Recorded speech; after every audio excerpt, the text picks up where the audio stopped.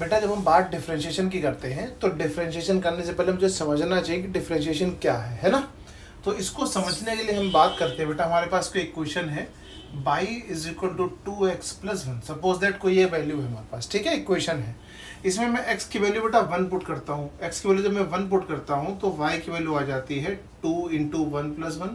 That means y is equal to बेटा हमारा हो जाएगा 3। अब मैं इसे इक्वेशन में पुट करूंगा बेटा x इज इक्वल टू 2। जब मैं x is equal to 2 put करूंगा तब y हमारा हो जाएगा 2 into 2 plus 1। That means y is equal to 4 plus 1 यानी कि 5। अब मैं इसी क्वेश्चन में बेटा 3 पुट करूंगा। 3 पुट करूंगा तो बेटा मुझे दिखेगा यहाँ पर y is equal to 2 into 3 plus 1। That means y is equal to बेटा 3 2 जा 6 एंड 1 7। ठीक है, तो मैं यहाँ पे देख रहा हूँ बेटा 3 5 7, इनमें डिफरेंस बेटा कितना है, 3 और 5 कितना हो गया 2, 7 और 5 कितना हो गया 2। यानी कि बेटा मैं जब भी x की वैल्यू पुट करता हूँ तो x की हर एक वैल्यू के लिए y की एक नई वैल्यू आ जाती है। जब मैंने x 1 पुट किया था तो y 3 था, जब मैंने x 2 पुट किया तो y 5 आ गया, जब मैंने x 3 पुट किया तो y 7 आ गया। तो मुझे दिख रहा है बेटा x की अलग अलग वैल्यू के लिए y की अलग अलग वैल्यूज मेरे पास आ रही हैं, ठीक है। और y की हर एक वैल्यू में इनका जो डिफरेंस है वो कितना है बेटा 2। कितना है बेटा 2।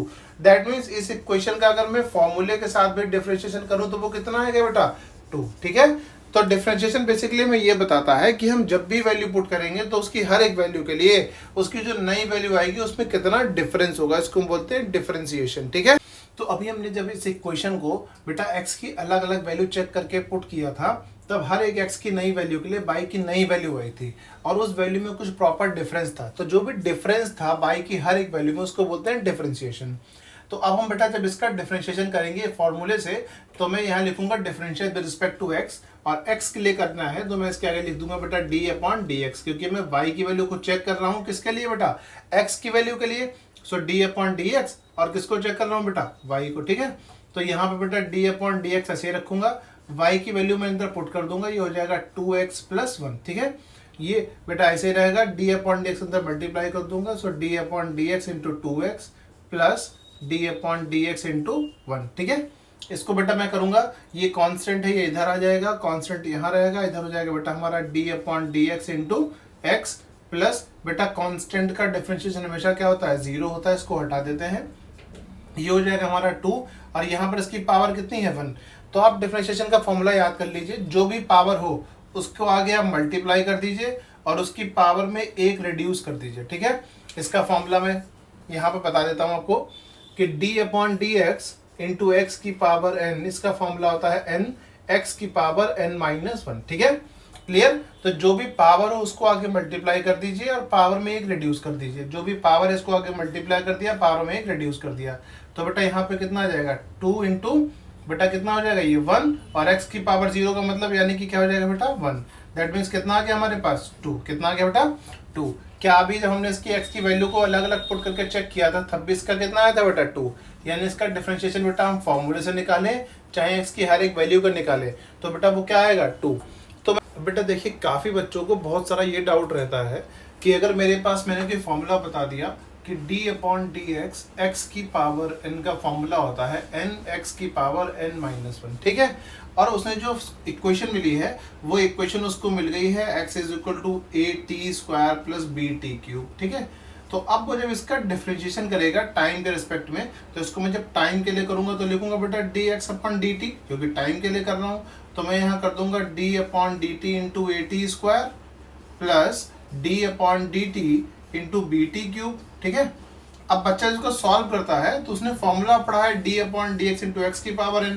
अब वो इसमें ढूंढता है x की पावर n तो है ही नहीं, x की पावर n तो है ही नहीं।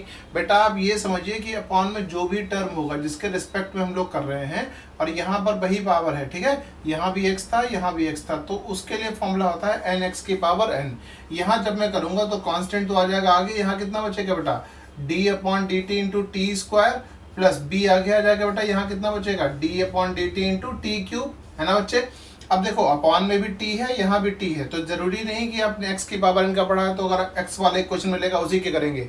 बेटा यहाँ अपॉन में जो भी हो आप जिसके भी रिस्पेक्ट में डिफरेंशिएट कर रहे हैं आप उस वाले टर्म में उसके साथ में जो भी पावर लग रही है वो सेम फॉर्मूला अप्लाई होगा। कैसे होगा बेटा, a को ऐसे रहने दो, क्या है बेटा फॉर्मूला n इंटू एक्स की power n minus 1। That means number यानी कि पावर को आगे क्या कर दीजिए मल्टीप्लाई, और पावर में से क्या कर दीजिए कम। तो यहाँ पावर कितनी है 2, इस 2 को बेटा आगे क्या कर दीजिए मल्टीप्लाई, और यहाँ पर t की पावर कितनी हो जाएगी 2 - 1 प्लस b को ऐसे रहने दीजिए, पावर को आगे क्या कर दीजिए बेटा मल्टीप्लाई, और पावर में से क्या कर दीजिए कम।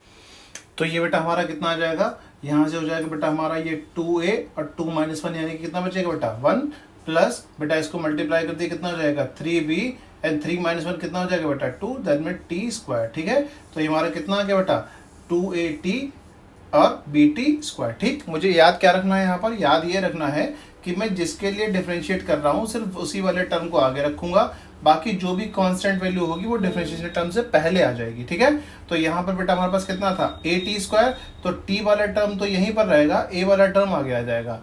यहाँ कितना था bt³, अब बेटा t वाला टर्म तो यहीं पे रहेगा, b कहाँ जाएगा डिफरेंशिएशन टर्म से पहले, क्योंकि मुझे b का और a का डिफरेंशिएशन थोड़ी ना करना है, मुझे डिफरेंशिएशन किसका करना है बेटा टाइम का, है ना, t के लिए। तो t वाले जितने भी टर्म है वो इधर छोड़ दो, और कांस्टेंट टर्म को हम लोग पहले ले आते हैं। ठीक है, ओके क्लियर।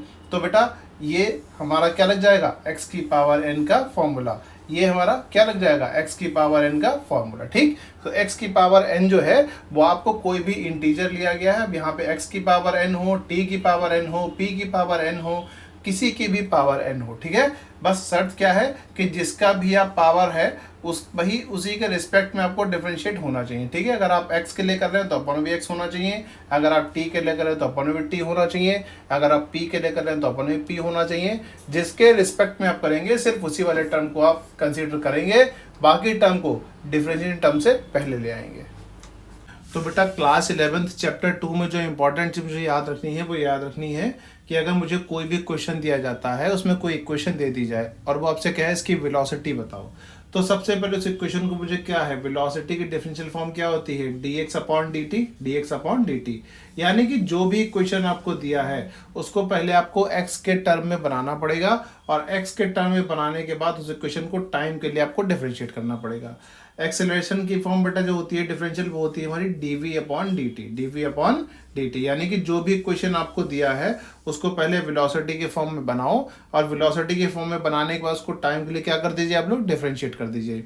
डिफरेंशिएशन का बेटा बहुत बेसिक फंडा है, क्या है एक ही फॉर्मूला आपको बेसिकली यहाँ पर यूज करने को मिलेगा बेटा, जो हमारा फॉर्मूला है x की पावर n dy/dx का। ठीक है, तो बेटा क्या होता है n x की पावर n - 1। ठीक है मेरे बच्चे, आप किसके लिए डिफरेंशिएट कर रहे थे x के लिए, यहाँ पर भी कौन सा टर्म था x वाला, तो आप ये फॉर्मूला लगा देंगे। अगर आप डिफरेंशिएट कर रहे हैं बेटा t के लिए तो यहाँ पर भी टर्म कौन सा होना चाहिए t वाला, अगर आप डिफरेंशिएट कर रहे हैं p के लिए तो यहाँ पे भी क्या होना चाहिए p वाला, यानी कि आप जिसके रिस्पेक्ट में डिफरेंशिएट कर रहे हैं वही वाला टर्म यहाँ पर होना चाहिए, और अगर वही सेम टर्म यहाँ पर है तो आप बेटा ये फॉर्मूला लगा देंगे। जरूरी नहीं है कि आपने x का फॉर्मूला पढ़ा है तो आप इक्वेशन में x ढूंढते फिरो। ठीक है, x आपको एक कोई भी इंटीजर ले लिया गया है। ठीक है, x के यहाँ पे t भी हो सकता है, p भी हो सकता है, q भी हो सकता है। ठीक है मेरे बच्चे।